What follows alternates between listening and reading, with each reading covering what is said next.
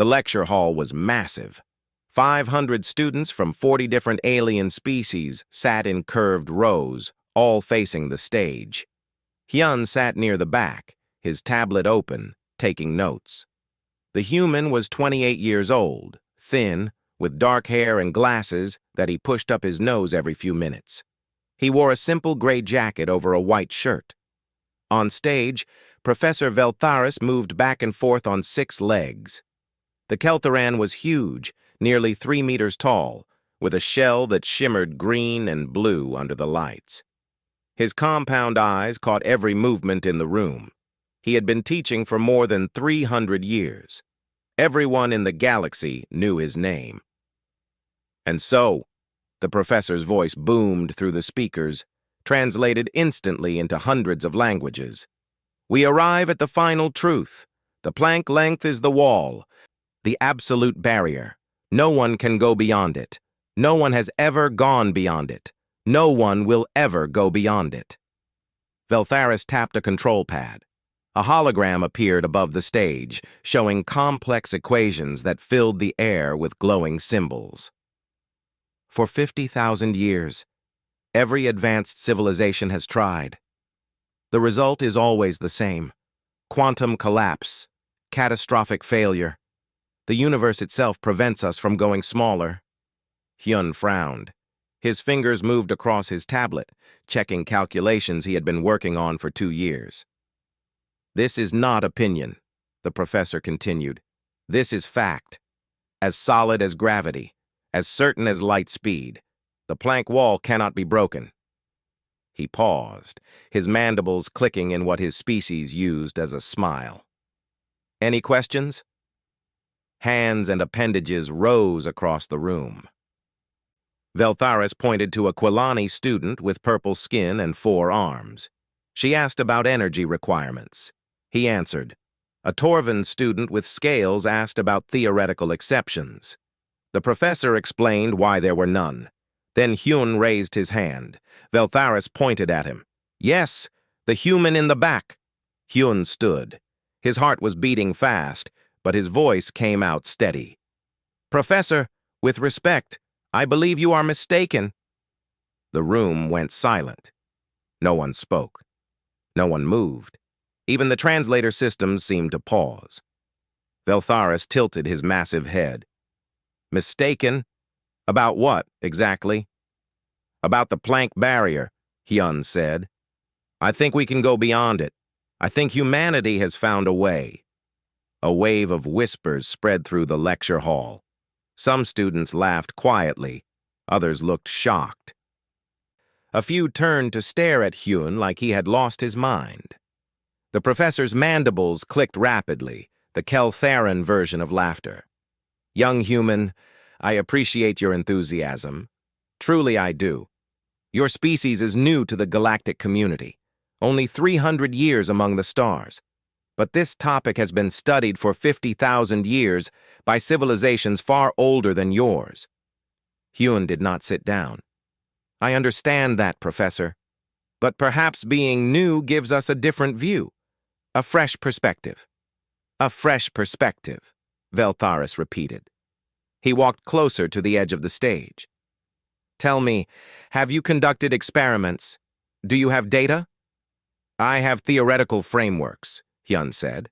Mathematical models. Simulations that show it is possible.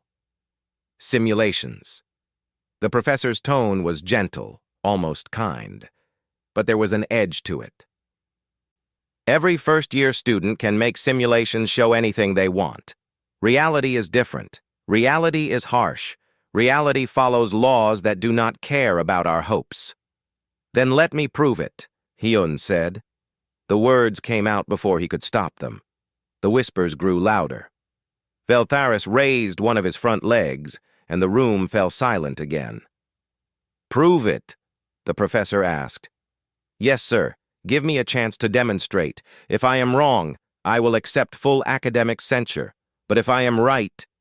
Hyun paused. If I am right, then the textbooks need to change. For a long moment, Veltharis stared at the human. His compound eyes were impossible to read. Then he clicked his mandibles again. Very well. I will sponsor your challenge.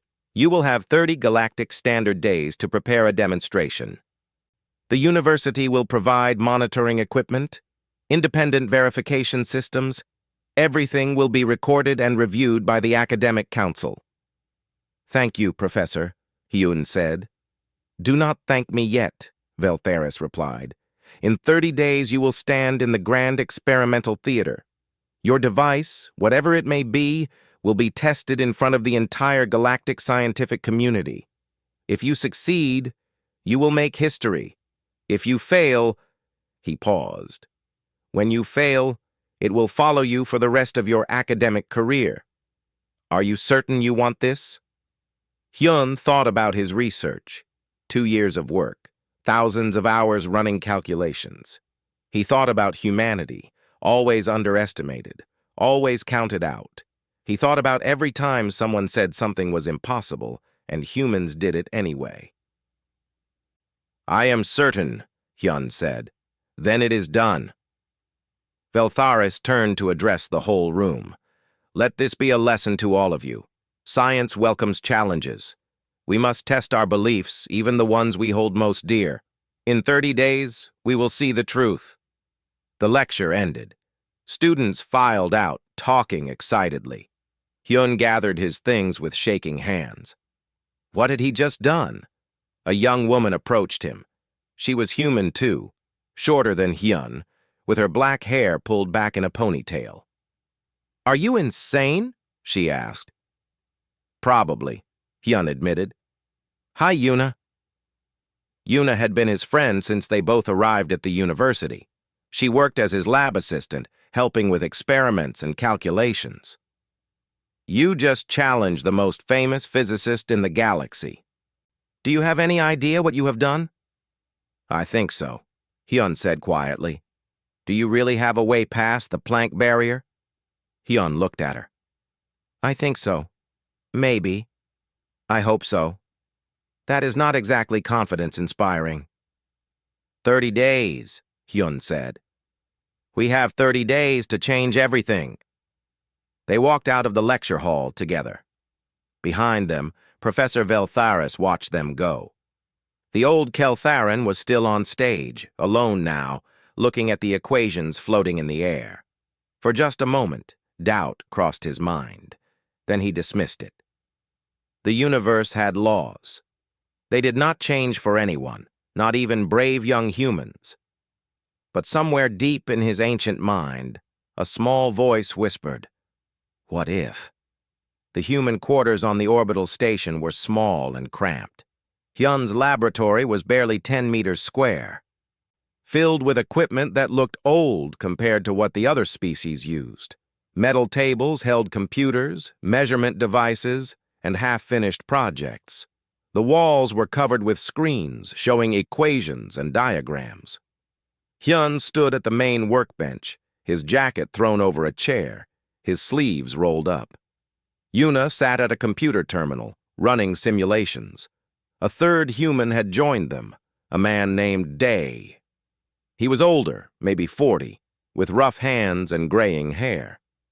Day worked as an engineer in the experimental wing. He had brought tools and materials.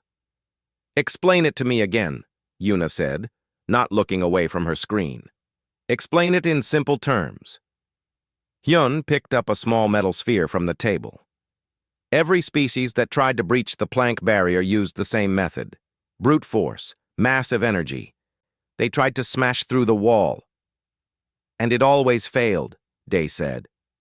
Always, Hyun agreed, because they were fighting against the universe, trying to force it to do something it does not want to do. So how do we succeed where they failed? Yuna asked. Hyun set the sphere down gently. We do not fight. We work with it. We find the natural rhythm of quantum space and match it. Like, he paused, searching for words. Like slipping between raindrops instead of trying to blast them away. Day nodded slowly. Harmony instead of force. Exactly, Hyun said. Humans learned this on Earth. Our planet was harsh, dangerous. We could not always overcome nature with strength, So we learned to work with it, to find patterns, to adapt. But how does that translate into physics? Yuna asked. Hyun walked to one of the screens and pulled up a diagram. It showed waves of different frequencies overlapping, creating complex patterns. Quantum foam is not smooth. It vibrates at specific frequencies. If we can match those frequencies exactly, we can create resonance. The barrier does not fight us because we are not really crossing it. We are becoming part of it, just for a moment. That is beautiful, Yuna whispered. But will it work? The math says yes, Hyun replied. The simulations say yes. Now we have to build it. For the next 3 days, they worked without stopping. Hyun designed the core device. Yuna ran thousands of calculations, checking and rechecking every number. Dae fabricated parts, his experienced hands turning raw materials into precise components. Word spread through the station. The human who challenged Professor Veltharis was actually trying to build something. Aliens came to watch through the laboratory windows. Some seemed curious. Others seemed amused. On the 4th day, a group of senior scientists arrived, 5 of them from 5 different species. They wore the formal robes of the university's academic council. Hyun let them in, wiping grease from his hands. "We wish to see your progress," one of them said. She was Quelani, tall and purple, with 4 arms crossed over her chest. Hyun showed them the device. It was small, about the size of a basketball, made of crystal and metal, elegant but simple. Nothing like the massive quantum arrays that other species used. The scientists examined it. They asked questions. Hyun answered honestly. He explained the harmonic resonance theory, the frequency matching, the delicate calibration required. When he finished, the scientists looked at each other. The Quelani spoke first. "This will never work. You are using a fraction of the necessary power. Your shielding is inadequate. Your theoretical basis is unproven. That is why we are testing it," Hyun said calmly. Another scientist, a Torvin with blue scales, shook his head. "Young human, there is no shame in admitting error. You can withdraw your challenge, accept a minor notation in your record, continue your studies under proper guidance. I appreciate your concern," Hyun said, "but I will see this through." After they left, Yuna let out a long breath. "They think we are going to fail." "Everyone thinks we are going to fail," Dae said. He was soldering a connection, his hands steady. "Let them think it." Hyun said nothing. He stared at the device, doubt creeping into his mind. What if they were right? What if human confidence was just ignorance? 2 years of work, and he was betting everything on 30 days of construction. That night, Hyun could not sleep. He sat alone in the laboratory, looking at equations on the screen. The numbers were right. He had checked them 100 times. But numbers on a screen were not the same as reality. His tablet chimed. A message from home, from Earth. His old professor, the one who had first encouraged him to pursue quantum physics. The message was simple. The galaxy thinks in terms of what has been done before. Humans think in terms of what could be done next. Trust yourself. Hyun smiled. He went back to work. Days passed. 15 days, 20 days. The device took shape. It was strange and beautiful. Unlike anything in the standard galactic scientific toolkit, where their devices were massive and angular, this was small and curved. Where they used force, this used finesse. On day 22, Dae came to the laboratory looking worried. "We have a problem," he said. Hyun looked up from his work. "What kind of problem?" "The university administration. They asked me to stop providing resources for this project. Materials, lab time, everything." "What did you say?" Yuna asked. Dae grinned. "I told them to file a formal complaint. Then I requisitioned more materials." "You could lose your position," Hyun said. "Maybe," Dae shrugged. "But some things are worth the risk. Besides, I want to see if this crazy idea works. On day 25, they discovered the sabotage. Day was running a diagnostic check on the power couplings when he found it. Someone had adjusted the calibration just slightly, not enough to be obvious, but enough to cause a malfunction during the demonstration. "Who did this?" Yuna asked, her voice shaking with anger. "Does it matter?" Hyun asked quietly. He looked at the damaged components. "We cannot prove anything, and even if we could, it would not help. We just need to fix it."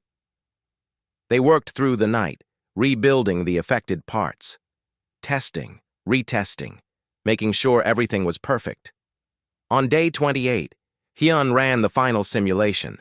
Yuna and Day watched the screen as numbers scrolled past. Probability calculations, energy distributions, quantum resonance patterns. The simulation finished. Success rate, 73%. 73%, Yuna said. "That is not 100%. "Nothing ever is," Hyun replied. "But it is good enough." "Is it?" Day asked. Hyun looked at the device sitting on the workbench, gleaming under the laboratory lights. 28 days of work, 2 years of research before that, everything depending on whether he was right about the universe working differently than everyone believed. "It has to be," Hyun said. 2 days remained.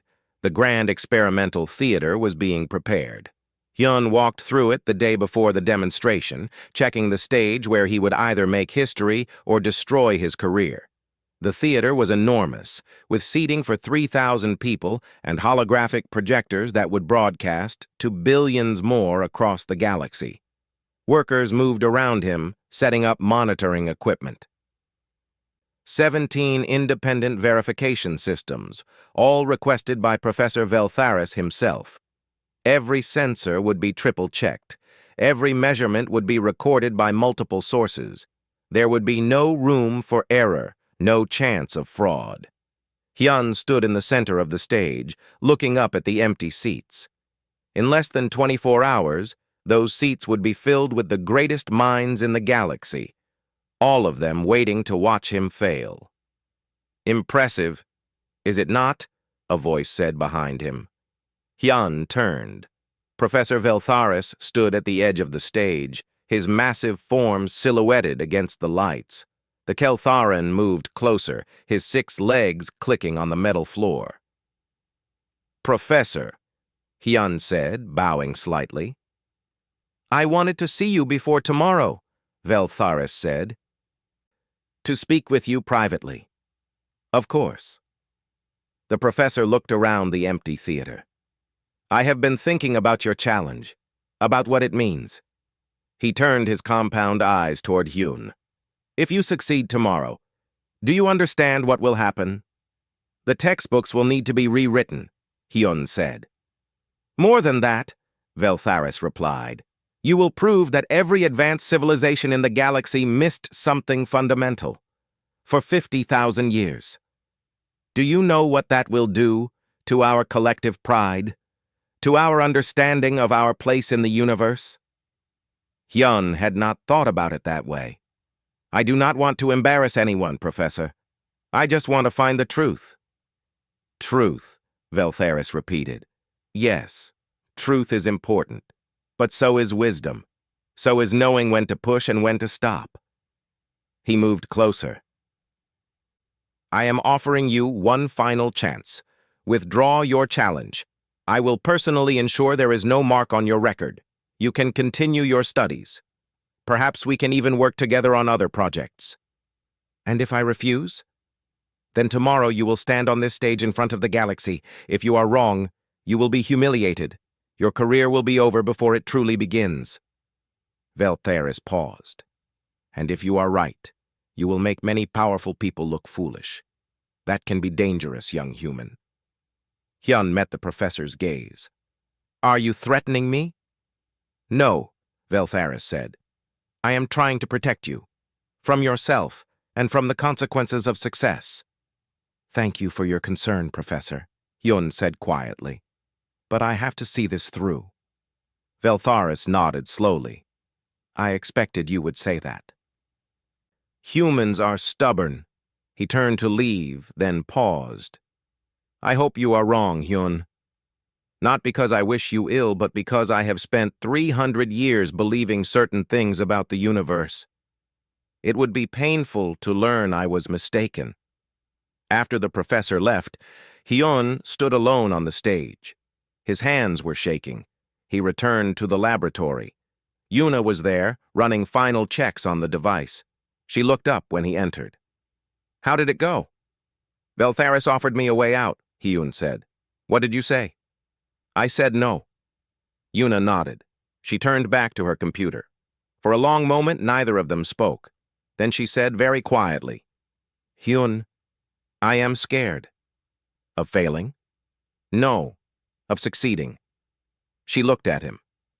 If we are right, everything changes. The entire galactic scientific community will have to admit they were wrong. Some species might see it as humans being arrogant, superior. It could cause problems we cannot even imagine. Hyun sat down next to her. I know. I have been thinking about that too. So why are we doing this? Because it is true, Hyun said simply. Because the universe works a certain way, and we stumbled onto something real. We cannot ignore truth just because it is inconvenient. Yuna smiled slightly. Very human of you. Is that a compliment? I am not sure yet. Day entered the laboratory carrying food. Real food from the human section of the station, not the synthesized meals from the cafeteria. Eat, he commanded. Both of you. You cannot change the universe on an empty stomach. They ate together. The three of them sitting around the workbench. The device sat between them, silent and mysterious. I have been thinking, Day said between bites, about why we might succeed where others failed. The harmonic resonance theory, Yuna said. More than that, Day replied. It is about how we think. Other species, they evolved on stable worlds, gentle climates, predictable seasons. They learned to solve problems through careful planning and massive resources. And humans? Hyun asked. We come from a death world, Day said. Earth tried to kill us every day. Predators, diseases, weather, everything. We survived by being adaptable, by finding unconventional solutions, by seeing patterns others missed. You think that gives us an advantage? Yuna asked. I think it gives us a different perspective, Day said. And sometimes, that is all you need. Later that night, Hyun did a final walkthrough of the demonstration sequence. Everything had to be perfect. The device would activate, build resonance, approach the Planck barrier, and then, if he was right, slip through. If he was wrong, there would be a catastrophic quantum collapse. Not dangerous, just final. Definitive proof of failure. Hyun looked at the probability calculations one more time. 73% chance of success. 27% chance of failure. Those were not comfortable odds. He thought about all the people who believed he would fail, the scientists who dismissed his work, the students who laughed, the administration that tried to cut his resources, even Professor Veltharis, who thought he was protecting Hyun from embarrassment. Then he thought about the ones who believed in him, Yuna, who risked her reputation to help, Day, who risked his job, his old professor on Earth, who taught him to question everything. And he thought about humanity itself, a species that was told for centuries they could not reach the stars, then did it anyway. Told they could not join the galactic community as equals, then proved otherwise. Always underestimated, always counted out, always succeeding anyway. Tomorrow would determine if that pattern continued. Hyun shut down the laboratory lights and went to his quarters. He needed to sleep, though he doubted he would. In 12 hours, everything would change. His tablet chimed one last time. A message from someone with no name, routed through anonymous channels. It contained only 3 words. You will fail. Hyun deleted it. He lay in bed, staring at the ceiling, watching the stars move past the window as the station orbited Kelthera Prime. Somewhere in the station, Professor Veltharis was also awake, also staring at stars, also wondering what tomorrow would bring. The old Keltheron told himself that the universe was certain, predictable, governed by laws that had held true for billions of years. But deep inside, in a place he did not want to examine too closely, doubt whispered. And the professor realized he was afraid, not of the humans succeeding, but of what it would mean about all the years he had been wrong. The grand experimental theater was completely full. 3,000 beings from hundreds of species filled every seat. Cameras hovered in the air, capturing every angle. Holographic displays showed the stage to billions of viewers across 300 worlds. The air hummed with anticipation. Hyun stood backstage with Yuna and Day. He wore his best clothes, a simple black suit that felt too formal. His hands would not stop shaking. Yuna checked the device one more time, making sure all the connections were secure. Day stood by the equipment cart, ready to move it onto the stage. 5 minutes, a stagehand said, a Torvin with green scales. Are you ready? Yuna asked Hyun. No, he admitted, but I am going anyway. They moved the device onto the stage. It sat on a plain metal table surrounded by the 17 verification systems. Each system had been checked and certified by independent observers. There would be no accusations of fraud, no claims of manipulation. Whatever happened would be recorded and verified by the finest instruments in the galaxy. The lights dimmed. The audience fell silent. Hyun walked to the center of the stage, blinking in the spotlight. 3,000 faces looked back at him. Some were clearly skeptical. Others seemed curious. A few looked hostile. In the front row sat Professor Veltharis, his massive form taking up 3 seats. Next to him were the senior members of the Academic Council, the ones who had visited Hyun's laboratory and dismissed his work. Hyun cleared his throat. His voice, amplified by the theater's systems, echoed through the space. Thank you for coming. 30 days ago, I challenged Professor Veltharis's assertion that the Planck barrier cannot be crossed. Today I will demonstrate that it can. Murmurs rippled through the audience. Hyun continued. For 50,000 years, every attempt to breach the Planck length has failed.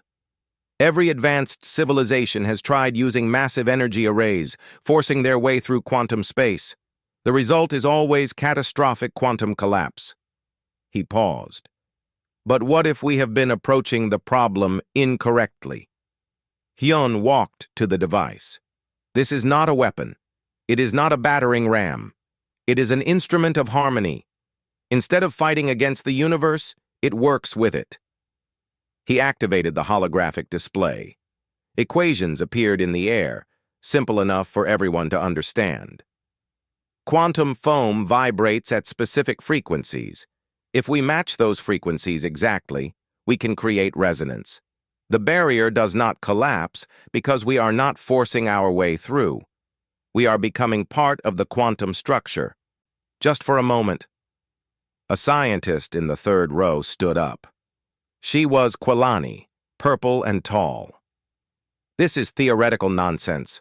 You cannot simply match quantum frequencies like tuning a musical instrument. That is what we believed, Hyun said calmly. Because it never worked before. But humans approach problems differently. We come from a world that taught us to find harmony with natural forces rather than dominate them.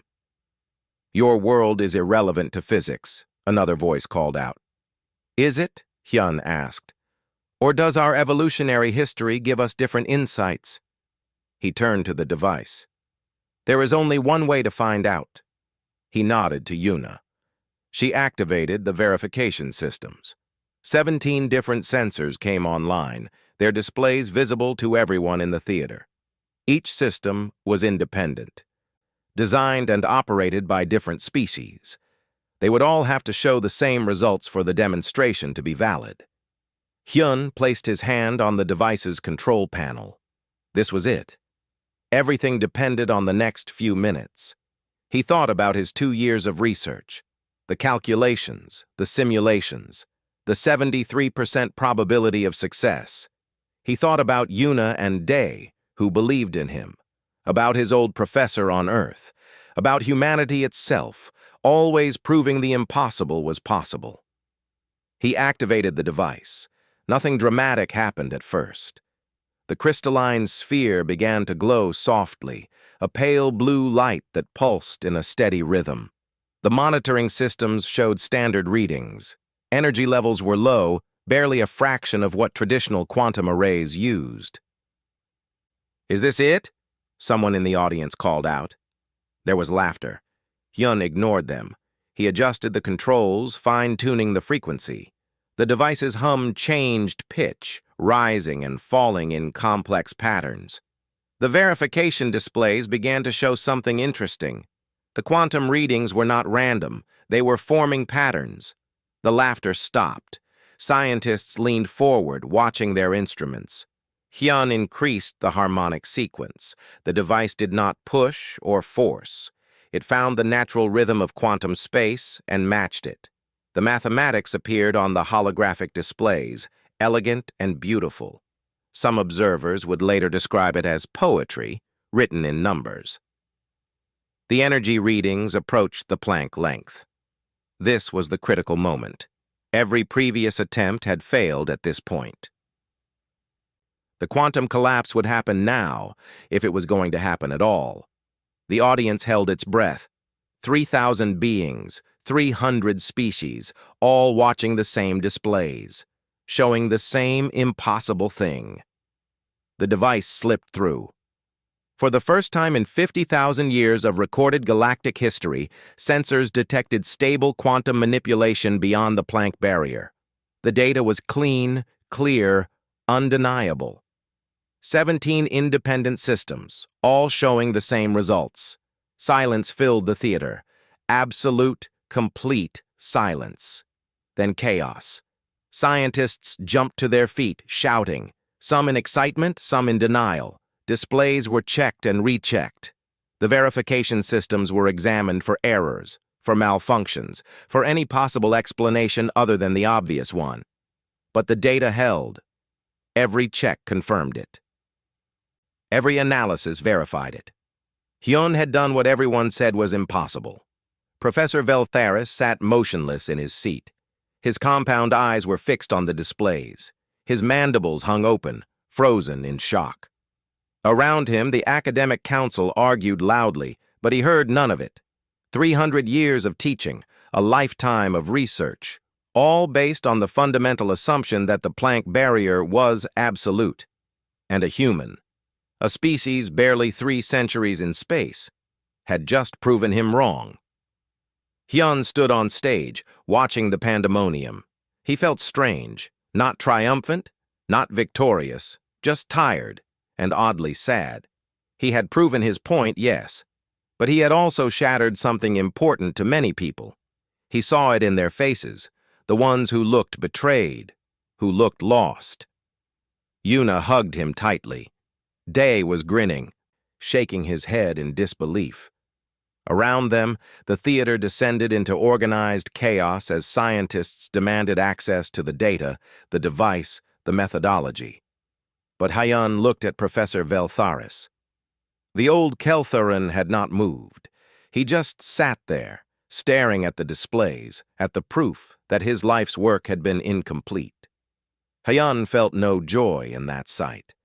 Security had to clear the stage eventually. Too many people wanted to examine the device, to verify the results personally. The verification data was copied and distributed to every major scientific institution in the galaxy. By the end of the day, it would be analyzed by thousands of experts. But Hyun already knew what they would find, the same thing he had found, the truth. As he left the stage, someone grabbed his arm, a reporter pushing a microphone toward his face. "How does it feel to revolutionize physics?" Hyun thought about the question. How did it feel to prove that humanity belonged among the stars, that human thinking, human persistence, human refusal to accept impossible could change the galaxy? Ask me tomorrow, Hyun said quietly. Right now, I just want to sleep. But he knew he would not sleep. Not tonight. Tonight he would lie awake, thinking about Professor Veltharis's face, about the moment when certainty became doubt, about the cost of being right. 3 days passed before Professor Veltharis contacted Hyun. 3 days of chaos across the galactic scientific community. Universities held emergency conferences. Textbooks were recalled. Research projects were reevaluated. The data from Hyun's demonstration was analyzed by every major institution, and every single one reached the same conclusion. It was real. The message from Veltharis was simple. Please come to my office. We need to talk. Yuna warned Hyun not to go alone. What if it is a trap? What if he is angry? Then I face it, Hyun said. I owe him that much. The professor's office was on the top level of the station, with windows that looked out at the stars. It was filled with awards, certificates, and holographic images of famous scientists from across the centuries. Veltharis had known many of them personally. The Keltharan stood by the window when Hyun entered. His shell seemed duller than before, less vibrant. He did not turn around immediately. Thank you for coming, Veltharis said finally. Of course, Professor. Please, sit. Veltharis gestured to a chair designed for humans. He had prepared for this meeting. That small detail touched Hyun more than he expected. They sat in silence for a moment. Then Veltharis spoke. I have been teaching for 312 years. In all that time, I never imagined I could be so fundamentally wrong about something. Professor, you are not wrong about everything. Your work on quantum mechanics is still— Please, Veltharis interrupted gently. Do not try to comfort me with half-truths. I was wrong. Completely, absolutely wrong about the Planck barrier. Worse, I was arrogant about it. His mandibles clicked slowly. Do you know what I did after your demonstration? No, sir. I spent 2 days reviewing my own research, decades of papers, thousands of experiments, and I found it, the assumption, the place where I stopped questioning and started believing. Veltharis turned his compound eyes toward Hyun. I assumed that because we had tried for 50,000 years, we had tried every possible way. But we had only tried our ways, the ways that made sense to us. Different species, different approaches, Hyun said. Exactly. Veltharis stood and walked to a shelf, removing an old data crystal. This contains the first papers I published more than 300 years ago. I was young then, for my species, full of questions. I challenged my own professors, just as you challenged me. What happened? I became successful, respected, and somewhere along the way I stopped being a scientist and became a defender of established truth. He set the crystal down carefully. That is the danger of expertise, Hyun. The more you know, the harder it becomes to admit you might not know everything. Hyun said nothing. He had not expected this honesty, this vulnerability. Tell me, Veltharis continued, why did humans find the answer when we did not? Hyun thought carefully before responding. I do not think we are smarter than other species. We are newer, younger, less experienced in many ways. But we come from Earth. Your death world, Veltharis said. Yes, a planet that tried to kill us constantly. Predators, diseases, climate changes, everything. We could not always fight back with strength. We had to adapt. We had to find creative solutions. We had to work with nature instead of against it, because we were too weak to do otherwise. Hyun paused. That desperation became our strength. We learned to see problems differently. Veltharis nodded slowly. My people evolved on a gentle world.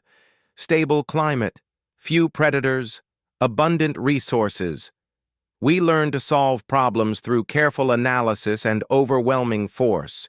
It worked for us. It worked so well that we never questioned whether other approaches existed. There is no shame in that, Hyun said.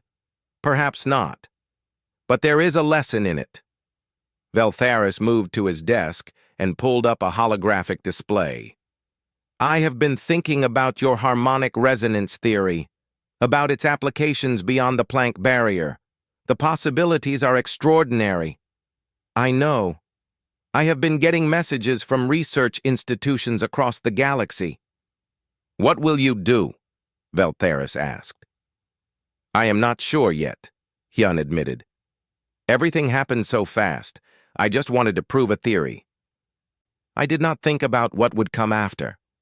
Veltharis made the clicking sound that was Keltheran laughter. That is very human of you, acting without fully considering the consequences. But there was affection in his voice, not criticism. Professor, can I ask you something? Of course. Are you angry with me? For proving you wrong?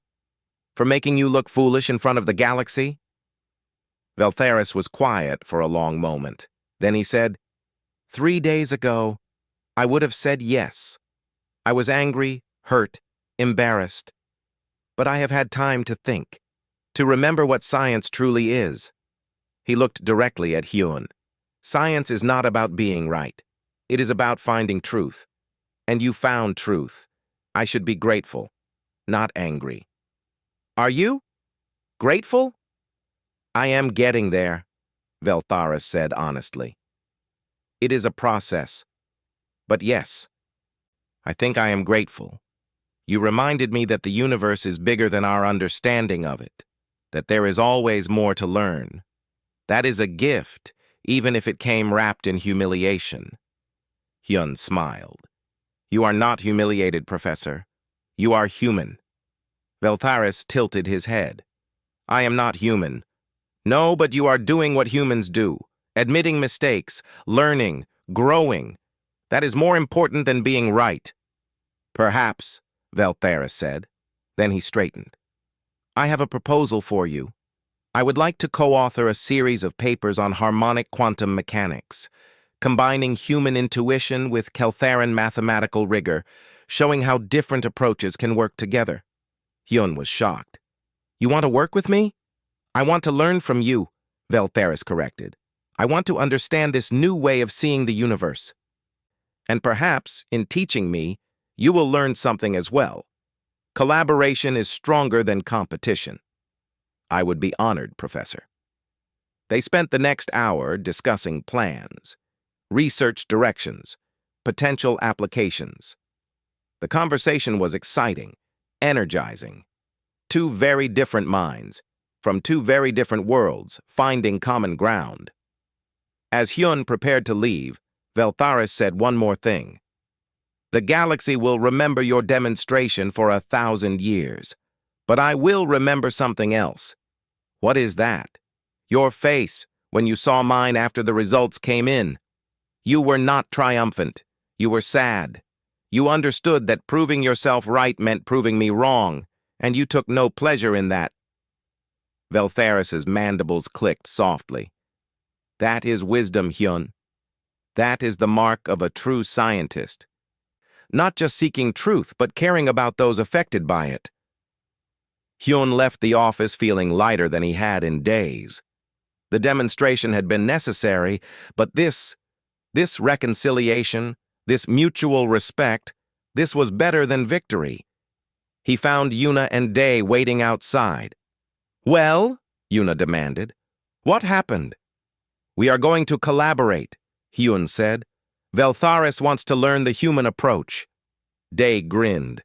From challenge to partnership in 3 days. Not bad. That evening, news spread through the station. The human and the Keltheran professor were working together. The rivalry had become cooperation. Some saw it as weakness, others saw it as strength. Hyun stood at the observation deck, the same place he had stood 30 days ago when this all began. Yuna joined him. "What are you thinking about?" she asked. "About how much has changed," Hyun said. 30 days ago, I was just a student with a theory. Now textbooks are being rewritten. Technologies are being reconsidered. The entire galaxy is looking at quantum mechanics differently. How does that feel? Hyun watched the stars wheel past. Somewhere out there was Earth, the death world that taught humanity to never accept impossible. Somewhere out there were billions of humans, most of whom would never know his name, but who would benefit from this discovery. "It feels like responsibility," he said finally. "Like I proved humans belong here, among the stars, among all these ancient species. But now I have to live up to that. We all do." "We will," Yuna said confidently. "That is what humans do." Over the following weeks, the collaboration between Hyun and Veltharis became famous. Students came from across the galaxy to study under them, to learn this new approach that blended human creativity with established scientific rigor. Yuna received her own research position, studying applications of harmonic resonance. Day became head of the new Human Galactic Collaborative Laboratory. But the real change was quieter, deeper. Other species began to question their own assumptions, to look at problems from new angles, to consider that being newer, younger, or different was not a weakness but a source of fresh perspective. Humans had proven they belonged not by being stronger or smarter or more advanced. They had proven it by being different, by bringing something new to the galactic community, by showing that diversity of thought was as important as diversity of species. And in his office, Professor Veltharis kept one item on his desk that had not been there before. A small crystal sphere, a model of Hyun's device.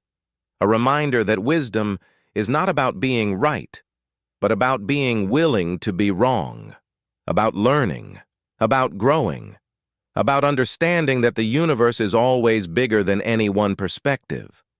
The galaxy had changed, and it would never be quite the same again.